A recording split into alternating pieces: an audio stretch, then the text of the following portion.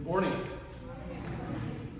Thank you for all taking time out of your busy schedule to join us this afternoon to celebrate my father's life. During his last days, I have to say, I was very intrigued by Prince Philip's funeral, and it got me so intensely nervous because I thought he was getting fresh ideas about how to extravagantly upgrade his own. Really got my blood pressure up. So I will take 5 minutes or so, plus with bold on that, to share with you 4 character-defining, praiseworthy attributes of my father with real-life examples.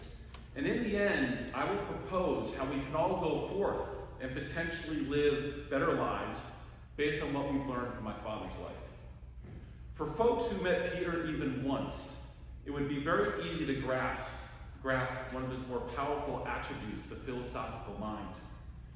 May 1922, 1951, Peter is 16 years old in the backyard of a Staten Island house with his father, who's a Columbia-trained physician.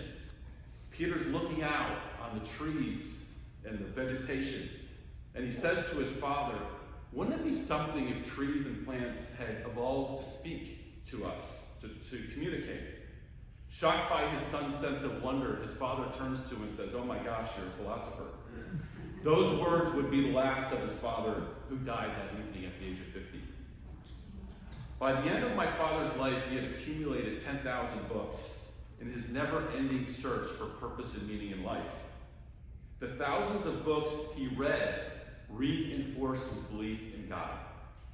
In fact, the one book he wrote, entitled Reflections, my father says, "God brings the ultimate meaning into our lives. God completes our lives. God relieves us of our sorrow of our lives. God allows us to be humble before the great questions we ask and cannot answer. God is waiting for us." Speaking of his book Reflections, he always emphasized the importance of reflecting on life during it, putting experiences and decisions into meaningful context, and not just racing through it in pursuit of money or other material goods. He was a philosophical therapist of sorts for me, my family, and many others, helping us get through the most challenging times of life. Of all the philosophical quotes that my father shared with me, I would say his favorite was this, from Socrates. "Character is fate." Character is fate. Very, very true. Aside from his strong philosophical bent, the second praiseworthy attribute that I wanted to share with you today was his determined personality. He did not follow the currents of life like a leaf in a river. Rather, he generated his own currents and took life more places than it took him. November 1984, Moline, Illinois, one of those flyover states. Peter is laid off from John Deere after 10 years of service. At the time, he is almost 50 years old, with one child in college, Gregory, my brother, heading off to the University of Illinois, and myself and my younger brother in middle school and elementary school. We have relatively speaking, very little money and savings. Moreover, my father's commercial value at that time is selling farm equipment into the Soviet Union, and demand for that skill set borders on zero. Determined to get up from being knocked down, my father takes a risk and flies to Europe, believing European companies may be more open to doing business in the Soviet Union than American ones. Meanwhile, everyone is telling him he's crazy. No European company will hire an American to represent them in the USSR. But he's determined, and he's willing to take the risk. In contrast, other laid-off workers at that time are demoralized, paralyzed, and collectively complaining about their predicament. Spring 1985, 3 months later. Without internet, without cell phones, it's very hard to remember those days. My father returns with 3 exceptional job offers, and we moved to Basel, Switzerland that summer, and he begins the most productive and rewarding time of his career, as the head of Hoffman Roche in Russia, and he used to love saying to me, I've taken life more places than life has taken me. As a more humorous example of his determined nature is when he saw my mother in a park while stationed in Germany in 1961, sitting there studying her medical textbooks, looking more German than you can imagine. Beautiful blue eyes, blonde hair, long legs. My father determined to make a move and came up with the world's worst pickup line. He approached her and asked her in German if she was German. It cannot get worse than that, though my son did tell me that that was a pretty good one. So number 3, we've covered the third attribute that I wanted to share with you today is my father's generosity. When one of his employees at Hoffman Roche in Russia came down with breast cancer, he went outside the company policy and arranged with my mother's brother, who was a plastic surgeon in Germany, to get her treated where medical care was infinitely better than what you could find in Russia. And that decision saved her life. His generosity went far beyond family, friends, and colleagues. He built a schoolhouse for the poor in rural Ecuador. He placed new tombstones at the abandoned cemeteries in Staten Island, where he was from. And he provided much needed support to the Mayflower Society, where, interestingly, my father was a 10th great-grandson of William Brewster, who was actually the religious leader on the Mayflower when they made that journey to Plymouth in 1619 and arrived in 1620. And finally, the last attribute that I want to celebrate about my father was his comedic abilities. He really was second to none when it came to dramatically animating some personalities or traits of others, including our own kid, us as sons.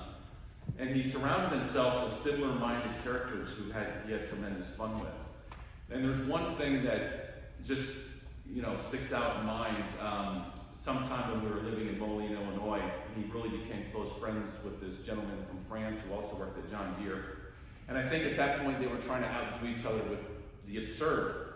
And so he went to pick his colleague up at the airport, and he exited the plane in a Speedo's swimming suit, a 1970s version, if you can imagine that, with flip-flops, a shade, and his travel bag around his shoulder.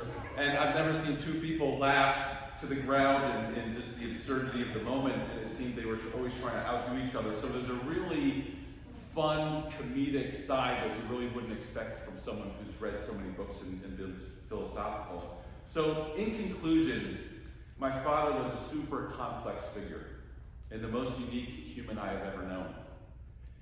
Who do we know whose core character consists of such disparate attributes? A very deep philosophical, yet comedic mind, combined with a determined energy with a big, generous heart. I love that mix. It's a soup you don't see very often. So ultimately, is there anything that we can collectively draw from my father's life that can help ensure we're maximizing our own experience, meaning, and purpose in life? So there was a survey conducted 15 years ago. It involved thousands of people over the age of 80. And the survey asked them to list their biggest regrets in life. According to the survey, the top 3 were the following. 1, I wish I had left something behind beyond family. A park bench, playground for kids, something of practical use for the general public. 2, I wish I had spent more time on reflection during my life. Reflecting deeply on where I was, where I was headed, would have really helped because I raced through life without stopping and reflecting. And the third most common response from this group of 80-year-olds was, I wish I had taken more risks in my career. I played it too safely. My father nailed the top 3 here and much more. Consequently, life No life is lived perfectly, and he had his moments, and his certainly was not lived perfectly. But he truly felt like he had a meaningful, purposeful, and complete life in the end. I would like to leave you all with one humorous Mark Twain quote that we attached to my father, especially in the last 10 or 15 years, because he was an extremely entertaining storyteller. And we often wondered what accuracy rules he applied to himself, because the stories kept getting better. So this is the quote from Mark Twain. The older I get, the more clearly I remember things that never happened. God bless my father, God bless you all, and God bless this beautiful country.